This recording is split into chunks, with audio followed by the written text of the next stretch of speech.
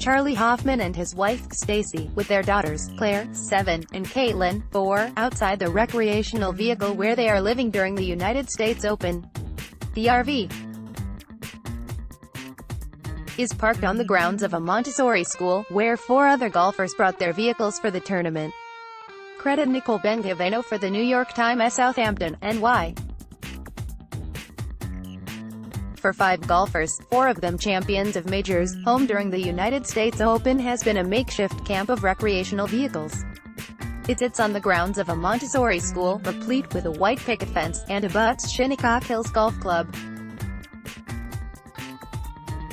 A garden gnome, wearing the white coveralls of a Masters caddy, greeted me on the campgrounds when I visited Friday.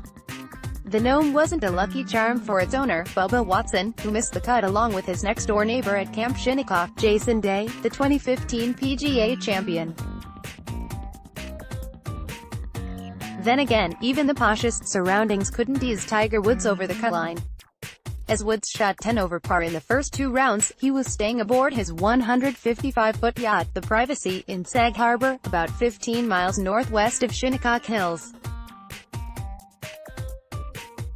The Privacy, which was Woods' honeymoon gift to his now ex-wife, was not the grandest boat in sight, and off its bow was a yacht with a name that sounded like a taunt. The indiscretion, "It's been nice to kind of get away from the tournament scene and go to my dinghy there and enjoy it," Woods said before the tournament.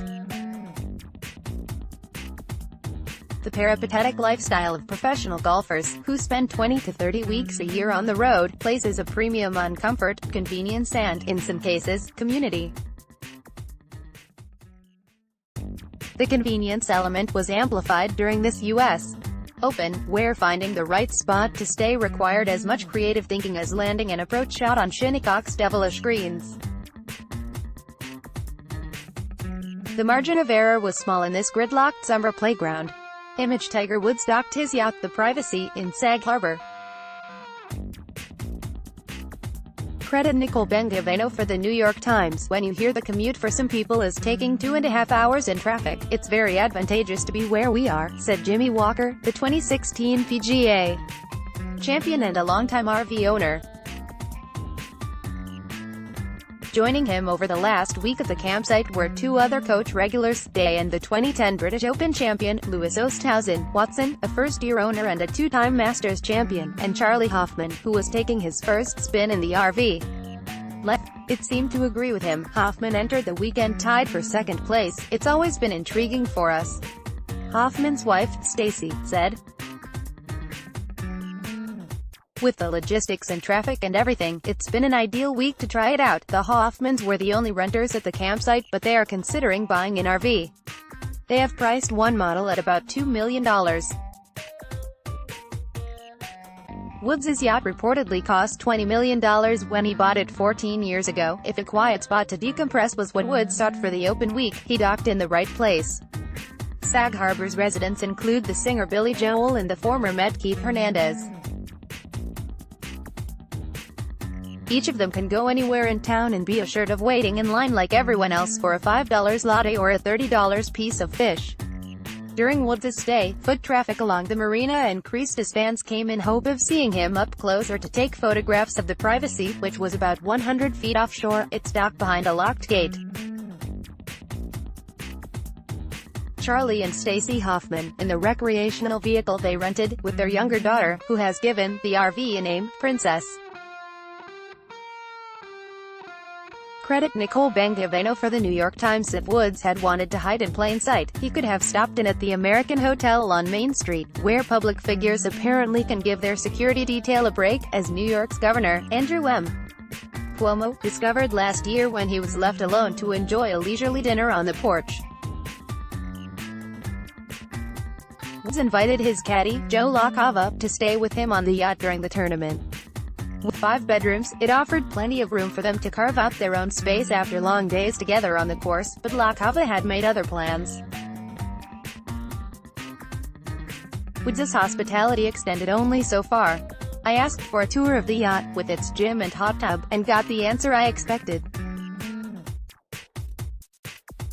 As one of Woods' representatives said, after laughing at the request, "There's a reason it was named Privacy." Woods' drive to the course took roughly 30 minutes.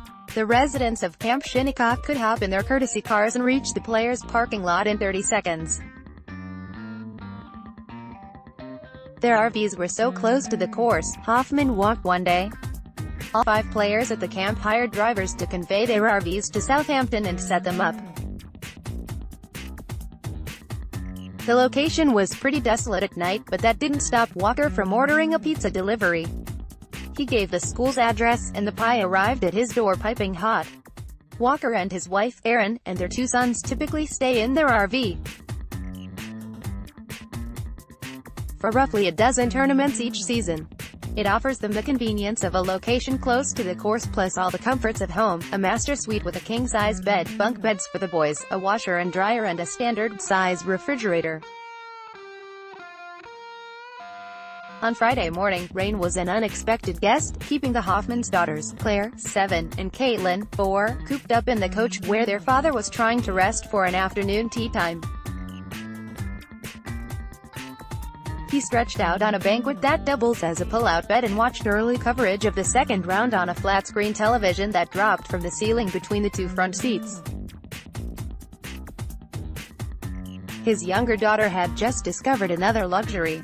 Katelyn sat up front, working the controls of the passenger seat's message function and gazing out the rain-streaked windshield.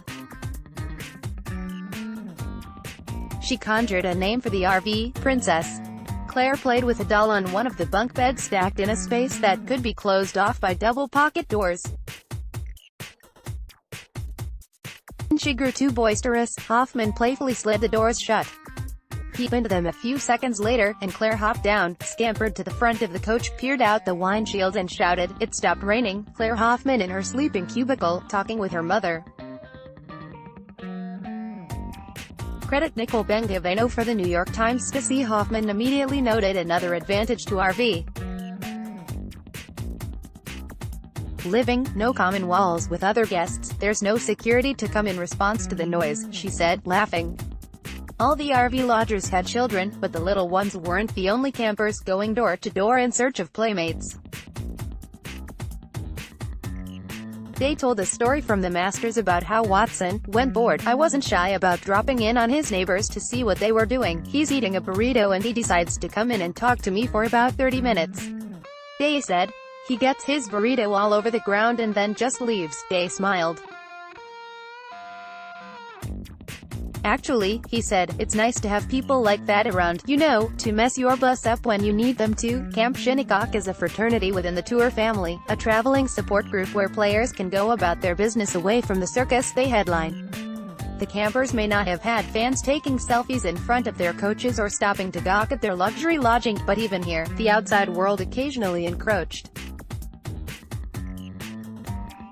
One night, before the tournament began, Day was carrying a bag of trash to a dumpster when he was spotted by a U.S. Open vendor, who corralled him into posing for a photograph.